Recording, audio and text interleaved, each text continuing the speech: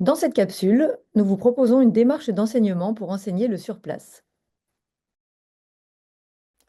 Savoir réaliser un surplace est une habileté aquatique fondamentale que l'on retrouve dans le modèle des Water Competence et dans celui de la littératie aquatique. En effet, savoir rester sur place est un pouvoir moteur qui permet d'abord de se sortir d'une situation périlleuse, en permettant de récupérer, de prendre des informations, voire d'appeler à l'aide.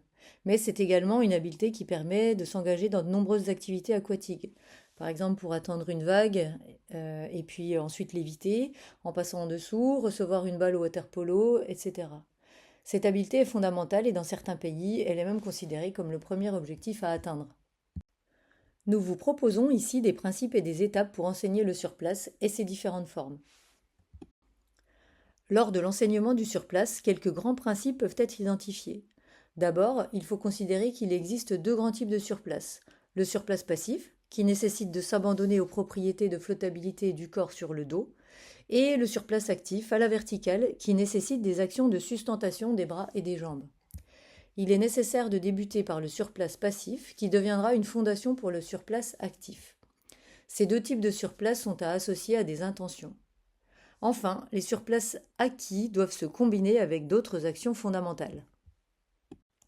Pour y parvenir, les élèves doivent apprendre que le corps flotte dans n'importe quelle position pourvu que le corps soit rempli d'air. Cela leur permet de s'abandonner totalement aux propriétés de flottabilité de leur corps. Il s'agit également pour eux d'apprendre à investir l'espace arrière et comprendre que lorsque l'on est sur le dos, ce n'est pas la tête qui bascule, mais bien les pieds qui descendent vers le fond. Notons que pour les élèves avec des couples de redressement importants, l'enjeu est de maintenir le visage orienté vers le plafond le plus longtemps possible et de battre légèrement des pieds pour maintenir l'horizontalité. Les expériences qui permettront à l'élève de réussir consisteront à lui faire vivre de nombreuses immersions au fond du bassin, afin qu'il puisse ressentir la poussée d'Archimède lors de remontées passives qui peuvent se conclure par des flottaisons dorsales. Pour les élèves qui ont peur de s'engager dans l'espace arrière, des déplacements en position affective positive, avec la tête placée dans les mains de son ou de sa camarade, pourront s'avérer très efficaces pour oser s'y aventurer. Enfin, il sera intéressant de combiner ce nouvel équilibre avec des positions très différentes afin que les élèves parviennent, quelles que soient les circonstances, à retrouver cet équilibre pour récupérer. Des jeux de combinaison de positions que les élèves doivent reproduire voire créer peuvent être proposés. Une deuxième étape consiste maintenant à se sustenter à la verticale en utilisant des actions de propulsion vers le bas pour générer des forces vers le haut. C'est un premier niveau de surplace actif, dont le défaut principal est le manque de stabilité et l'augmentation de son coût énergétique. L'avantage en revanche est qu'il est accessible en un temps court. Pour ce faire, les élèves devront acquérir le ciseau de brasse qui sera associé à une poussée de bras vers le bas. Pour aider les élèves à se transformer, il peut être intéressant de leur faire prendre conscience que la ligne de flottaison est très proche des orifices respiratoires grâce à des flottaisons verticales passives. Les situations de saut à la verticale avec un ciseau de brasse permettront de renforcer l'efficacité de cette action de propulsion vers le haut. Pour plus de détails, je vous invite à vous référer à la capsule qui s'intitule Enseigner la brasse.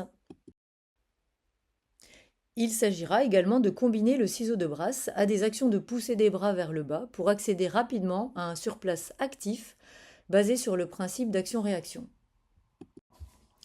L'enjeu de cette troisième étape est de limiter l'effet bouchon, dit effet de pilonnement, grâce à des actions de godille au niveau des bras.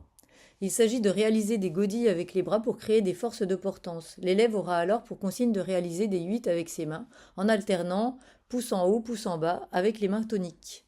On voit ici un étudiant qui essaie de combiner ciseaux de brasse et des godilles pour stabiliser sa verticalité. Le ciseau de brasse est ici perfectible. Les situations qui consistent à godiller pour rester en contact au mur lors d'un déplacement latéral, par exemple sur la vidéo de gauche, ou maintenir le visage hors de l'eau malgré les jambes croisées, donc immobiles, permettront aux élèves de découvrir le principe de portance pour créer des forces de sustentation. La dernière étape de notre proposition intègre le rétropédalage, proposant la technique la plus économique pour réaliser un surplace. Ici, une nouvelle manière de piloter les jambes par des rotations externes et internes de la jambe sur le genou permet de stabiliser encore davantage la position verticale. Il s'agira enfin de proposer des situations de rotation longitudinale comme sur la vidéo. Il s'agira également de renforcer ce nouveau pouvoir moteur en levant par exemple un bras, deux bras, en maintenant un objet plus ou moins lourd au-dessus de la surface de l'eau. Pour terminer, le surplace représente une habileté motrice fondamentale dans le répertoire du nageur ou de la nageuse. Il est souvent minoré par rapport aux habiletés de déplacement. Pourtant, il représente un pouvoir moteur clé à la fois de protection et d'engagement envers d'autres activités physiques aquatiques. À vous maintenant de développer ce pouvoir moteur.